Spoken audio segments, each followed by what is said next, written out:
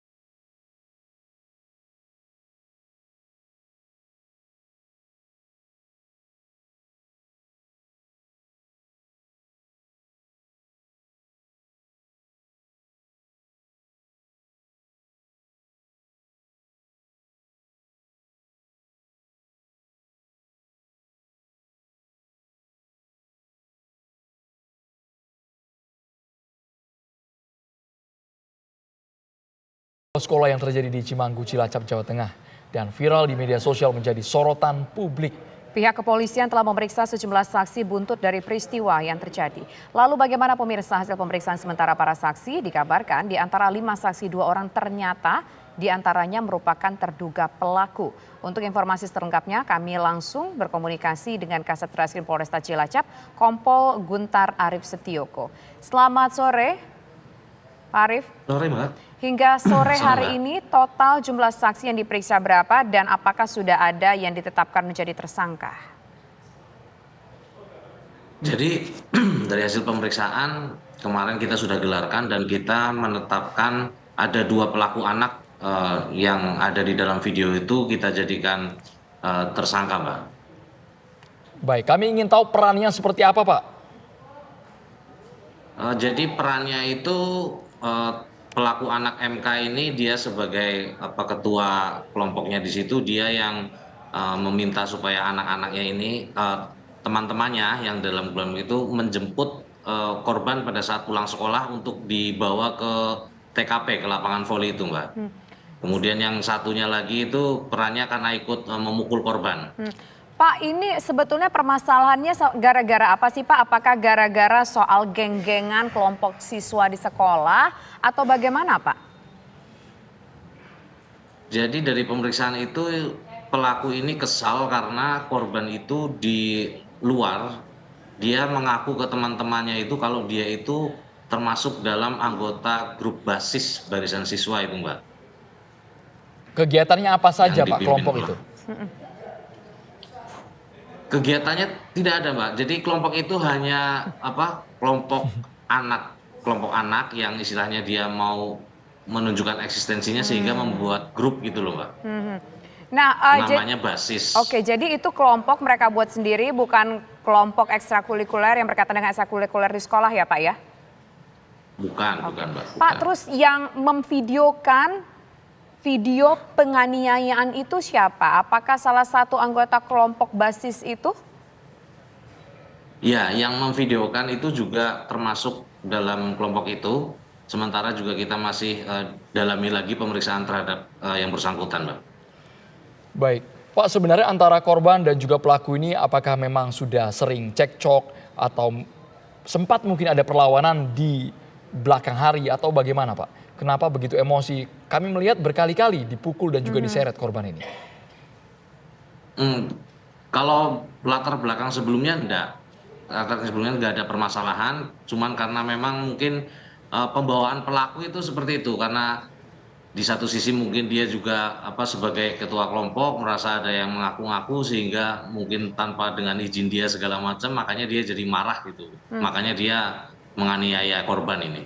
Nah, kalau yang grup basis untuk eksistensi diri ini sendiri, Pak, apakah mereka merupakan kelompok remaja, anak SMP yang juga suka membuat keributan misalkan, atau petantang-petenteng di sekolahan?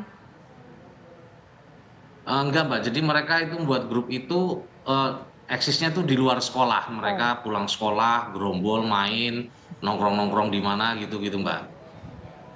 Untuk kondisi korban perundungan saat ini bagaimana, Pak? Untuk kondisi korban, tadi malam itu karena dia merasa sesak, jadi dibawa ke Rumah Sakit Majenang. Kemudian setelah mendapatkan tindakan di sana, yang bersangkutan kami rujuk ke Rumah Sakit Margono rencananya sore ini berangkat ini, Mbak. Pak, terakhir, dua terduga pelaku ini apakah dilakukan penahanan atau dikembalikan kepada kedua orang tua? Dari pertimbangan penyidik, pelaku kami tahan, Mbak. Oke. Baik. Terima kasih banyak Bapak sudah bergabung di Kabar Petang, Kompol Guntar Arif Setioko. Ya, makasih, Mas.